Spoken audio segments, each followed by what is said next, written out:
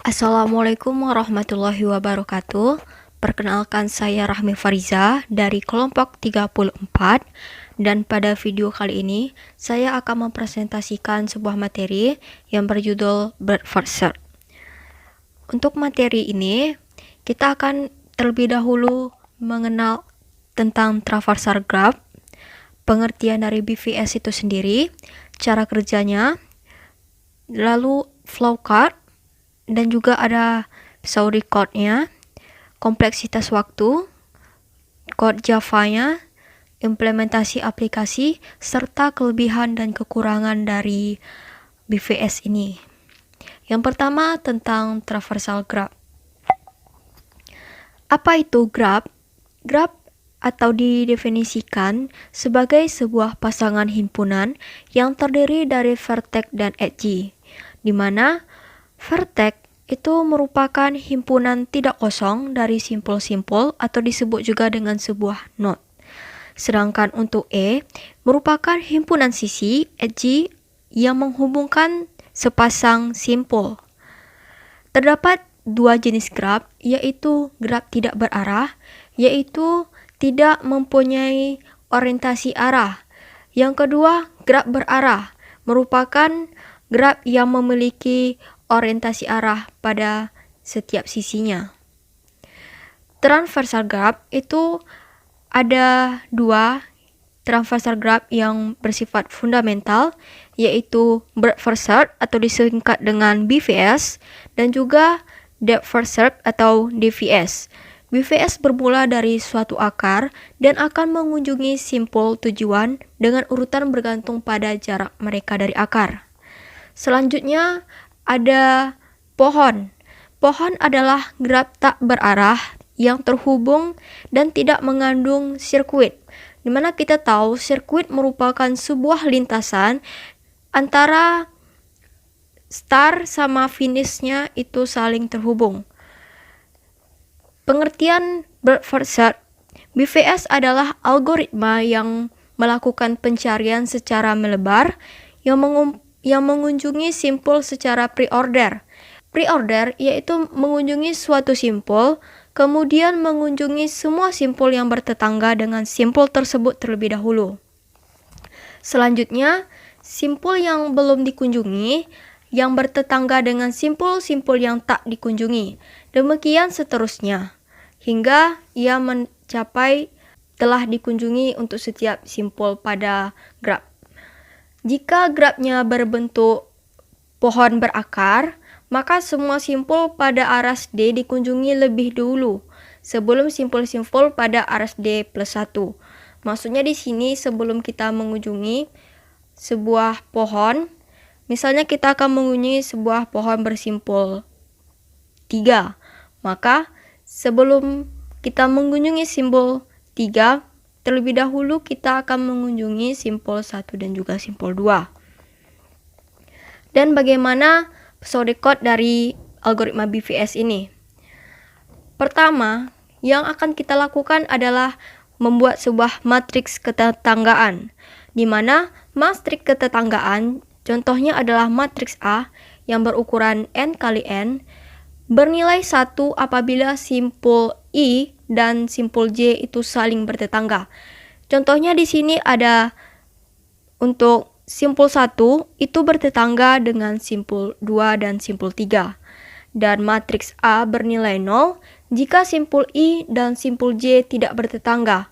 Maka untuk matriks bernilai 0 yaitu simpul 1 tidak langsung bertetangga dengan 4, 5, dan 6. Yang kedua, kita akan membuat sebuah antrian atau queue, yaitu antrian untuk menyimpan simpul yang telah kita kunjungi. Ini berdasarkan pada matriks ketetanggaan tadi. Yang ketiga, kita akan membuat sebuah tabel boolean yang dikunjungi untuk beberapa array yang terdiri dari node pada sebuah graph, yaitu apabila sebuah node bernilai true apabila simpul tersebut telah dikunjungi, dan bernilai false apabila simpul tersebut belum dikunjungi. Dan yang terakhir, kita akan melakukan sebuah inisialisasi pada tabel yang telah kita buat dengan melakukan perulangan, yaitu berisi tentang simple. Kita akan melakukan sebuah kunjungan apabila dia bernilai false, yaitu pada tabel boolean tadi false itu apabila simple belum dikunjungi. Akhirnya selesai juga untuk algoritmanya. Ini adalah tampilannya, bagaimana cara mendeklarasikannya.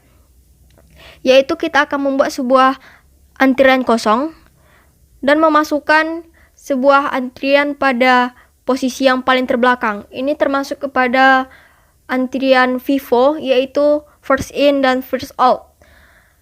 Untuk algoritmanya sendiri, yaitu sebuah antrian, maka kita akan membuat sebuah antrian kosong terlebih dahulu dan mencetak simpul awal yang kita kunjungi. Selanjutnya, kita akan masuk kepada antrian, yaitu simpul awal kunjungan ke dalam sebuah antrian. Lalu kita akan membuat perulangan apabila kita telah kunjungi semua simpul graph selama antrian tersebut belum kosong. Dan kita akan menghapus antrian apabila simpul tersebut telah dikunjungi. Lalu melakukan perulangan tiap simpul yang bertetangga dengan simpul lainnya, dan apabila belum dikunjungi, maka kita akan mendeklarasikan dengan mencetak simpul yang dikunjungi dan dimasukkan ke dalam sebuah antrian. Hingga antrian tersebut seluruhnya bernilai kosong. Dan bagaimana alur jalan algoritma dari kode implementasi tersebut? Di sini ada contoh sebuah graph yang terdiri dari 4 layer, yaitu layer 1 ada simpul 1, layer 2 ada simpul 2 dan 3, layer 3 ada simpul 4 dan 5, dan yang terakhir ada layer 4 ada simpul 6. Pertama kita akan memulai dari simpul 1 terlebih dahulu. Kita akan membuat sebuah kunjungan dan masukkan ke dalam sebuah visit. Lalu masuk ke dalam sebuah antrian, yaitu kui. Kita akan mengecek simpul yang bertetangga dengan 1, yaitu 2 dan 3. Kita akan mengunjungi simpul 2 dan 3 dan dimasukkan ke dalam sebuah antrian. Kita akan melakukan implementasi pada simpul 2 ini dengan mengunjungi simpul 4 dan simpul 5. Dan kita akan print atau cetak simpul 2. Selanjutnya untuk simpul 3 bertetangga dengan simpul 5, maka kita akan membuat simpul 5. Tetapi di sini simpul 5 telah dikunjungi pada saat simpul 2 bertetangga dengan simpul 4 dan simpul 5. Maka kita akan langsung cetak untuk simpul 3. Lalu, untuk antrian simpul keempat bertetangga dengan simpul 5 dan simpul 6. Simpul 5 telah dikunjungi pada saat ketetanggaan dengan simpul 2. Maka kita pada simpul 4 ini hanya mengunjungi simpul 5 dan 6, tetapi hanya menuliskan untuk simpul 6 dan mencetak simpul 4. Selanjutnya untuk antrian simpul 5 bertetangga dengan simpul 6, di mana simpul 6 telah dikunjungi pada saat ketetanggaan dengan simpul 4. Maka simpul 5 kita cetak. Dan untuk antrian yang terakhir, simpul 6, kita langsung mencetaknya. Maka untuk seluruh alur jalur algoritma dari kode implementasi tersebut telah terselesaikan, dan untuk sebuah kunjungannya telah dikunjungi, yaitu bernilai 1. Dan ini adalah tampilan dari flowcard dari BVS, di mana kita akan mengunjungi node pertama pada sebuah graph, lalu memasukkannya ke dalam sebuah antrian. Dan apabila antrian tersebut kosong, dia akan langsung mencetak, dan apabila tidak kosong, maka dia akan menghapus pada antrian, lalu membuat sebuah masukan dengan ke dalam sebuah list tadi. Di sini kita tahu untuk kunjungan dan juga antrian. Di saat antrian kita melakukan deklarasi terhadap simpulnya lalu mencetaknya. Lalu di sini kita melakukan telah selesai untuk list yang tadi di sini. Apabila listnya telah selesai, maka apabila telah selesai dikunjungi, apabila iya, maka ia akan berpindah kepada node yang lain, yaitu node yang bertetanggaan dengan node tersebut. Dan apabila tidak, maka ia akan melakukan antrian sehingga dia telah dikunjungi. Dan ini adalah implementasi dari BVS pada Java-nya. Dan hal yang paling penting pada implementasi dari BVS ini adalah sebuah antrian, di mana antrian tersebut bernilai apabila 0, ia akan melakukan sebuah sort atau system out print. Dan di sini ada contohnya untuk BVS tadi. Untuk jalur algoritma yang terdapat 6 simpul, ini adalah contoh dari implementasi pada Java-nya. Dan apabila kita buka pada Java-nya, dan di sini kita telah membuka Java pada aplikasi NetBeans, kita terlebih dahulu meng-create atau membuat sebuah graph.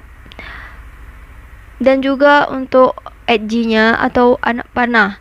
Di sini terdapat BVS algoritma. Pada BVS algoritma ini, hal yang paling utama adalah sebuah antrian atau queue. Terdapat untuk boolean, yaitu kunjungan. Apabila ia bernilai true, maka dia akan menambahkan untuk s di sini, di mana bernilai integer. Dan apabila kosong, maka ia akan melakukan sebuah perulangan hingga perulangan tersebut berhasil dilakukan. Di sini kita telah menambahkan untuk inputan dari vertex dan juga edge-nya. Di sini terdapat 9 dan kita akan melakukan simpulan yang sama atau yang saling terhubung, yaitu 1, 2, 1, dan 3. Maksudnya adalah simpul 1 bertetangga dengan simpul 2 dan juga simpul 3 bertetangga dengan simpul 1 bertetangga dengan simpul 3. Demikian juga hingga seterusnya. Dan contohnya di sini kita akan mencari perjalanan untuk simpul yang dimulai dari simpul 1. Apabila kita runningkan, maka first transversal yang dimulai dari simpul 1 adalah 1, 2, 3, 4, 5, 6, 7, dan 8.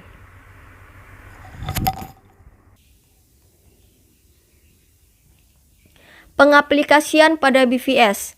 Untuk beberapa contoh tentang pengaplikasian pada BVS, yang pertama ada yang namanya network broadcast routing, di mana kita tahu untuk penggunaan pengiriman pesan pada layanan internet itu membutuhkan sebuah struktur data, yaitu contohnya kita menyiarkan pesan di internet, kita mengirim ketika user mengirim data, maka pada dasarnya eksplorasi grafik yaitu menjelajah grafik.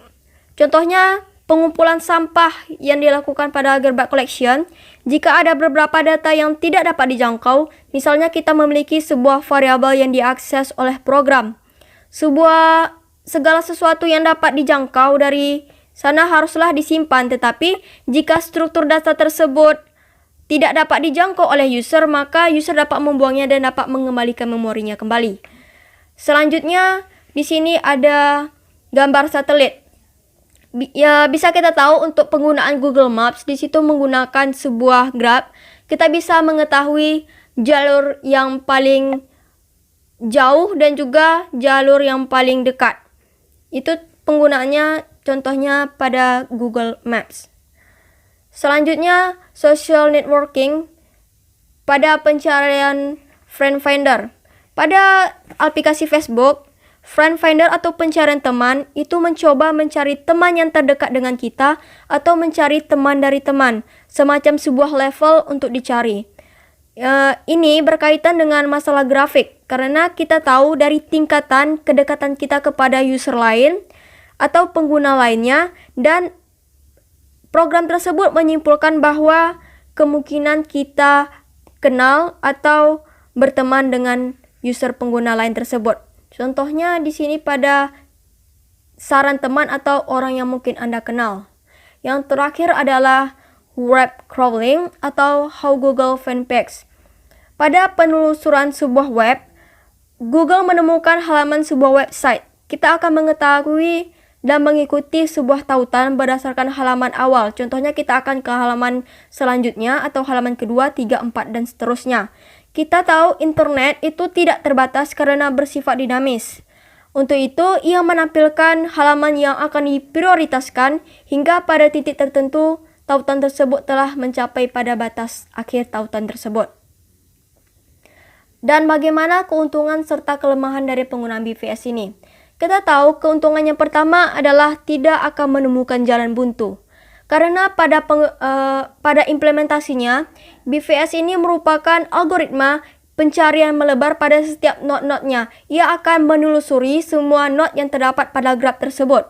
Yang kedua, tidak ada satu solusi, maka BVS search akan menemukannya. Dan jika ada lebih dari satu solusi, maka solusi minimumlah yang akan ditemukan. Pada BVS ini terdapat beberapa solusi, maka solusi yang ditampilkan itu adalah solusi yang paling tercepat atau solusi yang paling minimum.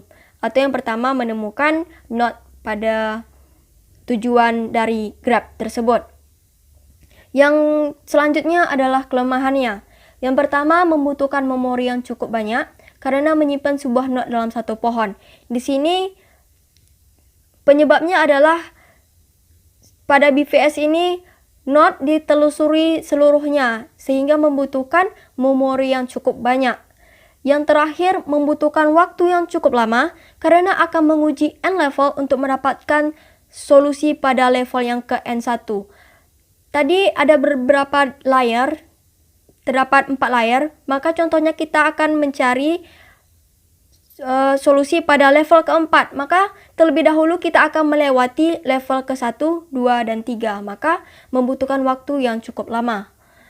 Dan bagaimana dengan kompleksitas waktu dari BVS ini? Kompleksitas waktu DVS dan BVS ini secara profesional adalah sama dengan jumlah simpul ditambah dengan jumlah sisi pada graf yang ditelusuri.